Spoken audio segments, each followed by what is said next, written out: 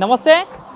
MLC Teenmar Mallanna జాగృతి అధ్యక్షురాలు కవిత గారిపై చేసిన వ్యాఖ్యల్ని తీవ్రంగా ఖండిస్తూ ఉన్నారు జాగృతి మహిళా నాయకురాలు. సో ఈరోజు మహిళా కమిషన్ దగ్గరికి అయితే వాళ్ళందరూ వచ్చి కంప్లైంట్ చేస్తూ ఉన్నారు తీన్మార్ మల్లన్నపై. సో మాట్లాడించే ప్రయత్నం చేద్దాం. మనతో పాటు మాట్లాడడానికి బీఆర్ఎస్ పార్టీ మహిళా నాయకురాలు రైస్తారెడ్డి గారు ఉన్నారు. మేడం నమస్తే. సో ఎట్లా చూస్తారు ఈరోజు అయితే తీన్మార్ మల్లన్న గారు చేసిన వ్యాఖ్యలను ఎట్లా చూస్తారు? అంటే ఈరోజు మహిళా కమిషన్ దగ్గర కంప్లైంట్ చేయడానికి మీరు వస్తూ ఉన్నారు. సో ఏం చెప్తారు? నిన్న తీన్మార్ మల్లన్న అనేటువంటి వ్యక్తి ఎమ్మెల్సీ కవిత గారి మీద ఎలాంటి అనుచిత వ్యాఖ్యలు చేసిండనేది సభ్య సమాజం, తెలంగాణ సమాజం గమనించింది. తెలంగాణ మహిళలు పార్టీలకు అతీతంగా కూడా ఆ వ్యాఖ్యలను ఖండించిండ్రు. ఇలా ఒక అసాంఘిక శక్తిగా మారినటువంటి తీన్మార్ మల్లన్న మీద కఠిన చర్యలు తీసుకోవాలి. ఇంత పెద్ద ఎత్తున మహిళా ఆగ్రహానికి గురైన తీన్మార్ మల్లన్న అనే వ్యక్తి ఆయన మాటలు వెనక్కి తీసుకోకపోతే చర్యలు చాలా తీవ్రంగా ఉంటాయి. ఇలా ఉమెన్ కమిషన్కి ఇంతమంది మహిళలను కంప్లైంట్ చేయడానికి వచ్చినాము. మరి ఇలా అంటే ఒక గౌరవప్రదమైన పొజిషన్లు ఉన్నాడు, ఎమ్మెల్సీగా ఉండి సాటి ఎమ్మెల్సీ మహిళా ఎమ్మెల్సీ మీద ఇట్లాంటి అనుచిత వ్యాఖ్యలు చేయడం ఎంత మాత్రం కూడా సబబు కాదు. చెప్తా ఉన్నాడు తెలంగాణ యాసలో అందులో తప్పేముంది, మాట్లాడిన దాంట్లో తెలంగాణ యాస అట్లానే ఉంటుందని సమర్థించుకుంటా ఉంటాం. నిన్న మాట్లాడుతూ ఉన్నారు కదా, మరి ఎట్లా చూస్తారు? తప్పు చేసిన వ్యక్తి సమర్థించుకోవడం మనం చూస్తూనే ఉన్నాం. మరి ఇంతమందికి తప్పు అనిపించింది ఆయనకు ఒక్కరికి ఎట్లా రైట్ అవుతుందండి?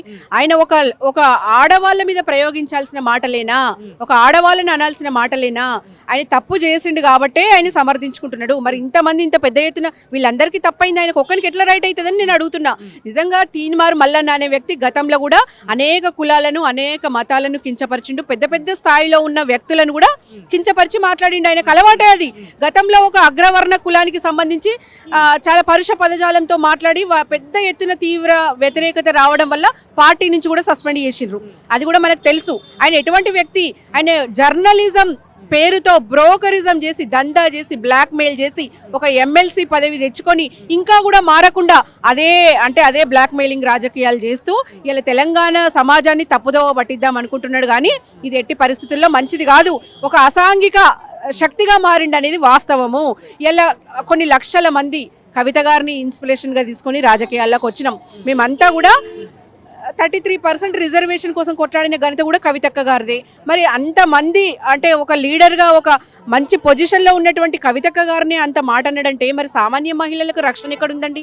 పదే పదే చెప్తా ఉన్నాడు బీసీలతోటి కవితకి ఏం సంబంధం, బీసీల కోసం కొట్లాడే హక్కు కవితకు లేదంటూ మాట్లాడుతూ ఉన్నారు. ఏం చెప్తారు? ఒక మాట అండి, బీసీల గురించి కొట్లాడాలంటే బీసీఏ అయ్యి ఉండాలా అంటే అట్లా అని చెప్పి రాజ్యాంగంలో రాస్తుందా? మరి బీసీల గురించి రాహుల్ గాంధీ మాట్లాడుతున్నాడు, సోనియా గాంధీ మాట్లాడుతుంది. మరి వాళ్ళు అగ్రవర్ణాలే కదా, మరి వాళ్ళు ఎందుకు మాట్లాడుతున్నారు? ఒక నేత, ఒక లీడరు అన్ని కులాల గురించి అన్ని మతాల గురించి మాట్లాడే అధికారం ఉంటుంది. ఒక అన్ని కులాల సంక్షేమం ఆమె బాధ్యత. ఆమె గౌరవప్రదమైన ఎమ్మెల్సీ స్థానంలో ఉందండి. బీసీల గురించి, ఎస్సీ ఎస్టీల గురించి, అన్ని రకాల సబ్బండ వర్గాల గురించి ఆలోచించాల్సిన బాధ్యత ఆమెది. బీసీ రిజర్వేషన్ ఆమె కొట్లాడింది. 42% ఆమె ఆధ్వర్యంలో వచ్చింది. కాదంటారా చెప్పండి? ఆమె చేయలేదా? రౌండ్ టేబుల్ మీటింగ్లు కానీ, అనేక సమావేశాలు కానీ, అనేక బీసీ కులస్తులను కూర్చొని మాట్లాడడం కానీ ఆమె కృషి చేసింది. దాన్ని తప్ప ఎట్లా అంటావు నువ్వు? ఎందుకు మరి కేసీఆర్ కానీ కేటీఆర్ కానీ వీళ్ళు ఎందుకు మాట్లాడతారు? ఇంత అనుచిత వ్యాఖ్యలను చెప్తా దీనిపై ఎందుకు మరి స్పందిస్తారంటే? డెఫినెట్ గా మాట్లాడతారు. మాట్లాడాల్సిన సందర్భం మేమందరం ఉమెన్ వింగ్ మాట్లాడుతున్నాం కదండి. ప్రతిదానికి వాళ్ళు స్పందించాల్సిన అవసరం లేదు కదా. ఇప్పుడు కవితక్క గారిని టచ్ చేస్తే ఇంతమంది మహిళా సమాజం బగ్గుమన్నది, ఇది సరిపోదా? ఇంకెవరో వచ్చి మాట్లాడాల్సిన సందర్భం కాదు ఇది.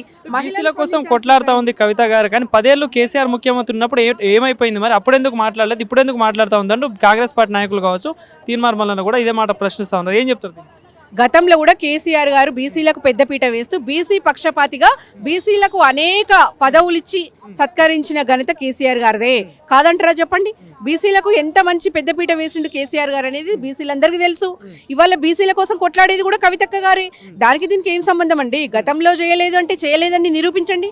బీసీలకు అనేక కార్పొరేషన్ చైర్మన్లే కావచ్చు, ఎమ్మెల్సీలే కావచ్చు, ఎమ్మెల్యేలే కావచ్చు, మంత్రులు కావచ్చు, అన్ని రకాలుగా చేసింది కేసీఆరే కదా. కేసీఆర్ గారు లేనిది ఇలా బీసీలే లేరని చెప్పొచ్చండి. చాలా తప్పు ముచ్చట. ఇవాళ బీఆర్ఎస్ ప్రభుత్వంలో బీసీలకు చాలా అండ దొరికింది. అదేవిధంగా కవితక్క గారు అదే నినాదాన్ని పట్టుకొని ఇలా 42% రిజర్వేషన్ స్థానిక సంస్థల్లో కవితక్క గారు కొట్టాడడం వల్లే వచ్చిందనేది ఇదొక ఉదాహరణ. ఏం చెప్తున్నారు మరి? ఎట్లాంటి న్యాయం కోరుకుంటున్నారు, ఏం శిక్ష కోరుకుంటున్నారు? డెఫినెట్ గా తీన్మార్ మల్లన్న అనే వ్యక్తి కవితక్క గారి మీద చేసిన అనుచిత వ్యాఖ్యలను వెనక్కి తీసుకోవాలి, క్షమాపణ చెప్పాలి. లేకపోతే ఇంతమంది మహిళల ఆగ్రహానికి గురవడం జరుగుతుంది. నిన్న జరిగింది కేవలం చిన్న ఘటన మాత్రమే. ఇట్లాంటి అనుచిత వ్యాఖ్యలు చేస్తూ రోడ్డు మీద తిరగాలి. ఆఫీస్ పై వెళ్ళి దాడి చేయడం కరెక్టే అంటారా? కరెక్ట్ అని కాదు, అంటే ఆయన రెచ్చగొట్టే విధానం, ఆయన మాటలు ఆయనే చేసుకుంటున్నది కదా, ఎవరో పంపించింది కాదు అది. ప్రజాగ్రహానికి ముఖ్యంగా ఆడవాళ్ళతో పెట్టుకున్నప్పుడు చరిత్రలో సీతమ్మ వారిని అపహరించి రావణాసుడి ఏమైందో గతి చూసినాం. మరి అట్లాంటి గతి ఆయనకు పట్టింది ఇవాళ. ఎవరో రెచ్చగొడితే కాదు, అది ఆయన నోటి దూలనే ఆయనకు అట్లా జరుగుతుంది. ఇంకా రేపు పొద్దున ఏం జరిగేది ఉందో ఆయన ఇప్పటికైనా ఆయన కంట్రోల్ చేసుకోకపోతే ఇంకా పెద్ద ఎత్తున కూడా జరిగే అవకాశాలు ఉన్నాయి డెఫినెట్గా.